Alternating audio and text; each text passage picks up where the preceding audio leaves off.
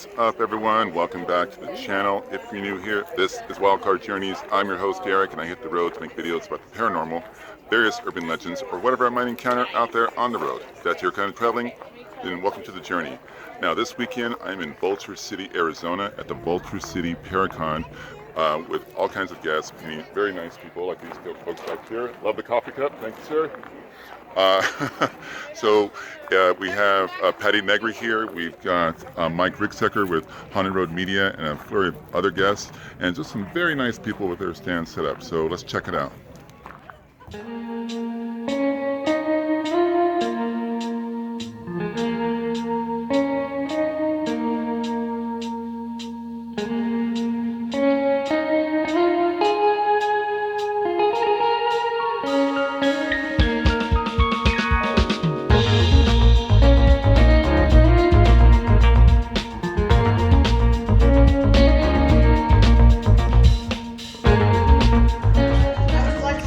And so I had the opportunity to sit down with Mr. Mike Ricksecker of Travel Channel's The Alaskan Triangle. He is a noted author and parahistorian. He has appeared on the Animal Planet, Bio Channel, and Ren TV, which is a Russian TV show station, on the paranormal. Like, you are all over the place. I like that. Yeah, the Russia thing was fun. Because I get to watch myself speak in Russian. I mean, it dubbed me over, but that was a trip. I have to find that. I'm like, because I never heard of Ren TV, and I'm like, okay, now I need to find out about this. And now you're here, and your most recent book has caught my eye, A Walk in the Shadows, which is a guide to the different types of shadow people. But before we get into that, so thank you for this interview. I really appreciate it. Absolutely. Thanks for having me. We bumped into each other last month at the Michigan Paracon. Right. Your experience with shadow people began when you were very young? Yeah. My first significant paranormal experience, I was about 8 years old, and woke up in the middle of the night, and in the corner of my bedroom was this tall, dark, shadowy figure. I had no idea at the time about shadow people, or call it shadow being, or whatever. I thought that there was an intruder in the room, and it was about to kill me. That's about what you think at 8 years old. I thought somebody had broken into the house. Fortunately, I'm still alive to tell the tale, which is great. But it did do something very unusual. So it approached my bed. I'm trying to scream. Nothing's coming out of my mouth because I'm just too frightened. It leans over my bed. I'm staring up into this face. There's no eyes, no nose, no mouth, nothing. Just all black. And then it took me by the wrists, crossed my arms across my body like that, and ran off down the hall, and of all places into a closet. Found my voice, found my legs, ran off screaming to my parents' bedroom about what had happened. They, tried to calm me down, console me, tried to tell me that I just had a bad dream, but I'd been awake through this whole thing. It crossed your arms with your chest. Crossed my arms across my body. That is right out of a horror movie right there. Right. Okay, wow. Yeah, there's been some speculation over the years as to what happened. A couple of different people some years ago, totally unrelated to each other, but they had the same idea that, perhaps, it thought that I was dead. It was putting me in some burial clothes, like something out of ancient Egypt, like a crook and flail, that sort of thing. More recently here, a couple of months ago, I had a hypnosis session. I tried to discover what may have happened, and what came out of that session was that this was a being from another plane of existence. And one of the questions that was asked was, it was from another dimension. And the response was interesting because the response was, well, we might call it a dimension, but it was from another space, whatever that means. And it didn't intentionally want to scare me or harm me or whatever. It realized, because it was just standing there watching, observing, trying to take notes about humanity. So you were under hypnosis? Under hypnosis. This is what's coming out of the hypnosis session. And so you were having a clear recollection of what happened to you when you were 8. Right, yeah. It was kind of interesting because when I had that hypnosis session, I was getting a view from the entity's perspective. It was like looking down at my body as a child. So it was really, really interesting. And through this hypnosis session, it came out that this thing was there to research research human beings who come into my room to take a look, did not realize that I could see it. And when it realized that I was frightened of it, the whole arm crossing thing was, I got another glimpse of it crossing my arms like that, but then it patted me in the middle, like trying to comfort me again, and then it ran off. So totally whole different take on what happened that night. So, and a lot of people, you know, hypnosis is controversial, and I understand that. So, well, this whole field, everything. Oh yeah, yeah. Everything is up for grabs. Right. So now it's a guide to the different types of shadow people. I wasn't aware that there were, I guess, different categories, but they say the same for ghosts. Right. This is kind of a blanket question. Even though there's different categories, and I'd like to know which ones they are they all negative? Are they all? They're not all negative.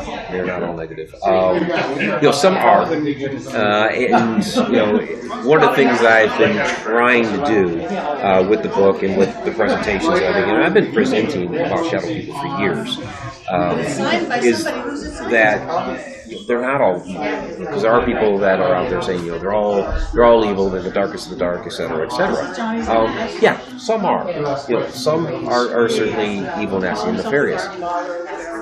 Some are actually benevolent and have done things to actually help people. Most of them are rather benign. They're neither evil nor good. They're just kind of in the middle, watching observing. So, yeah, it just depends on the particular shadow. And this is going to sound really simplistic, but like some people are good humans. Some people are good. Some people are bad. Same with shadow people. Some are good. Some are bad. Same with spirits. Yeah. It's like if you're a good person while you're alive, odds are that's over, and the same if you're a bad person. Exactly. Okay, so here's a question of other. Now you are the man to ask about this, and for real, I've never told this to anyone, not family, not friends. So this is the first time I'm actually a little nervous even saying this. Okay, so I think I may have seen a type shadow person, but it wasn't one. It was several, and my experience, and it's happened more than once. But when I thought I saw it, I was actually half asleep. So I was literally in that period of like awake and asleep, you know, and my eyes were barely open like this. And I was like, when you're just coming to, you don't really see things clearly. And I saw, it's gonna sound like it's almost out of a cartoon, but it was several little tiny black shapes, almost like, kind of shapes like you see a cartoon ghost, right? But they're all black, and they're all dancing around and practically doing gymnastics at the foot of my bed, you know, and they're flipping over, but they're moving at a weird, slow, quick pace, if that makes any sense. Like they move at their own time. And again, I was half asleep when I see this, and it's at the foot of my bed, and actually my light is on in my room. So I see these, and then when I fully wake up, nothing's there. And there was another time that I witnessed something very, but it was several little tiny ones. Is that a version of a shadow person? That's interesting. I mean, it could be, you know, considering it looked shadowy in nature. Hard to tell because you were half asleep, so were your eyes just not focusing on whatever else it may have been? Which, could be some sort of fairy gnome type of creature, puffwudgies, those sorts of things. And if your eyes are still kind of bleary-eyed, it could kind of fuzz those out into, the shadow. But that's not saying that they weren't shadows at all. It still very well could be, because you do hear reports of, we had a place, Black Bear Church, that we used to investigate, and people would see that smaller ones around the windows of that old church. You hear about like shadow animals, shadow spiders. Really? Yeah. Wow. A lot of different animalistic shadows as well. So it could possibly be one of those.